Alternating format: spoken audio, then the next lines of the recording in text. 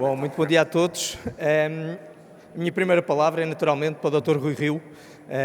Gostaria aqui de endereçar os meus parabéns pessoais pela extraordinária vitória que teve naturalmente nestas eleições diretas. Gostaria aqui também de deixar uma palavra para referir que acho que deu um exemplo ao partido de liderança, em circunstâncias que muitos, se calhar, não teriam tido a força, a determinação e a coragem de enfrentar, porque quando tudo isto se colocou, os cenários aparentemente eram-lhe adversos, e portanto acho que deu um exemplo a todos nós, de que quando acreditamos, temos que ir à luta, não é? Lutar por aquilo em que acreditamos, e esse exemplo fica, e portanto também queria deixar essa referência e dar-lhes parabéns por isso. E obviamente desejar-lhe sucesso para o mandato que se há de iniciar hoje, ou amanhã, melhor dizendo, e em particular naturalmente para as eleições do próximo dia 30, desejando naturalmente que o PSD possa vencer as próximas eleições e que o Dr. Rui Rio possa ser o próximo Primeiro-Ministro de Portugal. Portanto, muitos parabéns e muito obrigado pelo exemplo que nos deu. Em segundo lugar, gostaria de deixar uma palavra ao nosso companheiro Paulo Rangel. Não sei se ele já está na sala ou não, mas com amizade gostaria de lhe agradecer a campanha que ele fez, o exemplo que também deu, a proposta alternativa que trouxe e o contributo que trouxe para o debate que pudemos realizar e ver realizar nestas eleições diretas. E, portanto, dar os parabéns também ao Paulo Rangel pela disponibilidade e também pelas propostas que nos trouxe e pela campanha com a elevação que soube fazer.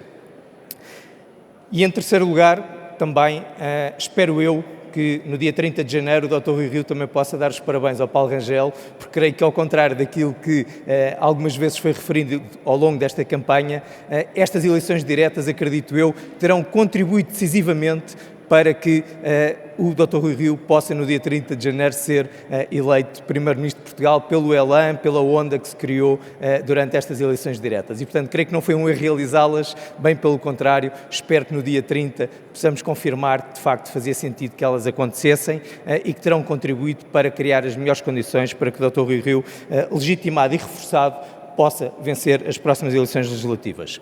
Gostaria de deixar aqui, posto isto, duas propostas, de forma muito clara, sobre dois temas, que creio que são temas nacionais. Um é a eutanásia, o outro a regionalização. Conforme bem sabemos, a lei da eutanásia está num impasse entre a Assembleia da República e a Presidência, aparentemente, e eu gostaria de deixar aqui uma sugestão, uma recomendação, para que pudéssemos nós, o Partido Social Democrata, voltar a colocar na agenda para a próxima legislatura a questão do referendo à eutanásia.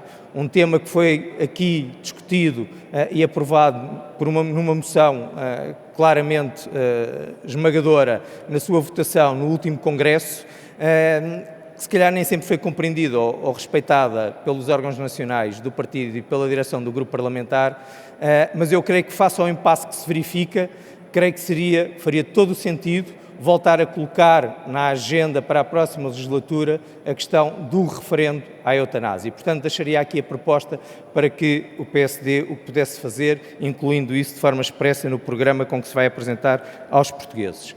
A segunda questão tem a ver com a regionalização. É um tema que foi lançado, creio que ontem uma parte da intervenção também do nosso Presidente centrou-se na questão da descentralização, mas também um pouco a olhar para a questão que foi colocada da regionalização, e eu gostaria de deixar aqui uma sugestão também que tem a ver com o seguinte. Primeiro, deixar à consideração se devemos de ir atrás desse tema durante esta campanha. Eu creio que aqui há foi colocada uma casca de banana, um engodo por parte do Partido Socialista em trazer o tema da regionalização neste momento para a campanha. Eu creio que isso não nos favorece, não nos ajuda.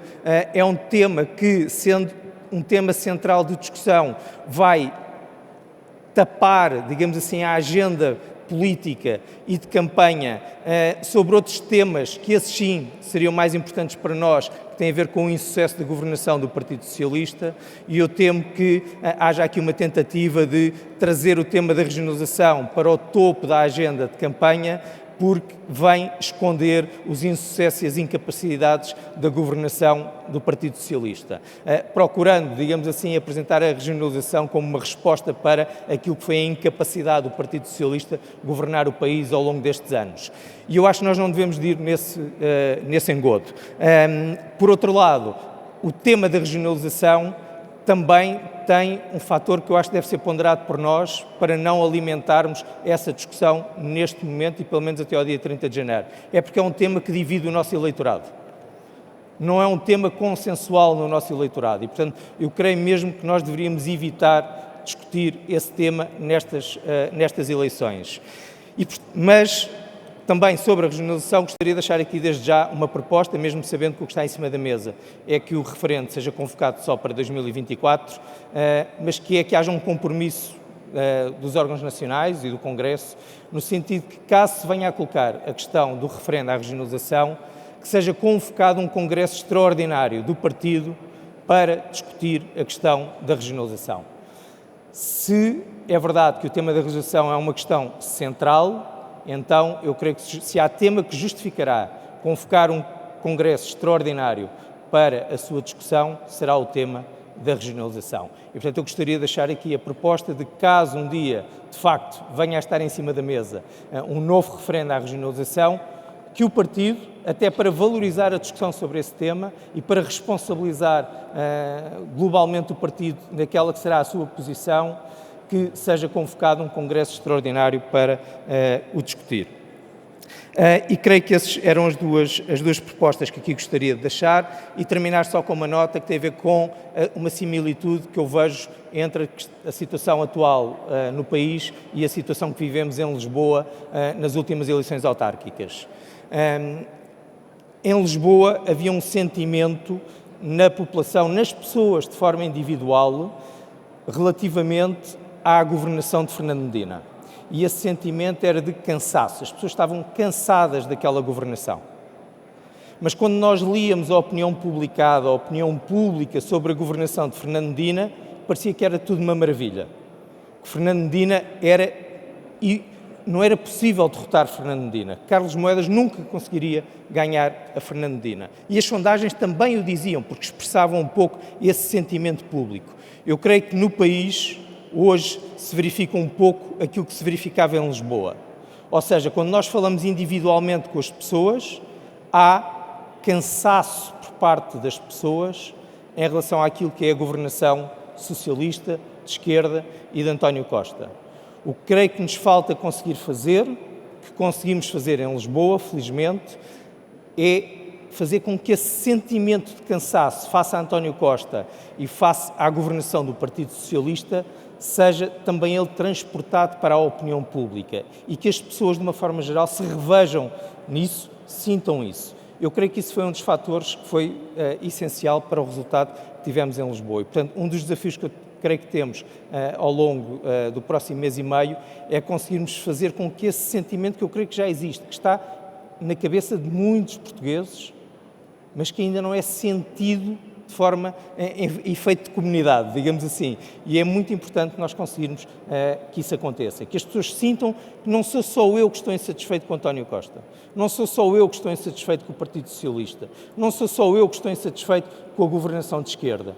É preciso que as pessoas sintam que isso não é cada um de nós que tem esse sentimento, mas que é um sentimento que é já nacional. E conseguirmos fazer isso para criar as condições para que o Dr. Rui Rio possa, conforme referi, ser o próximo Primeiro-Ministro de Portugal e o PSD vencer as próximas eleições. Muito obrigado pelo tempo, muito obrigado pela atenção e votos de muito bons trabalhos. Obrigado. Muito obrigado.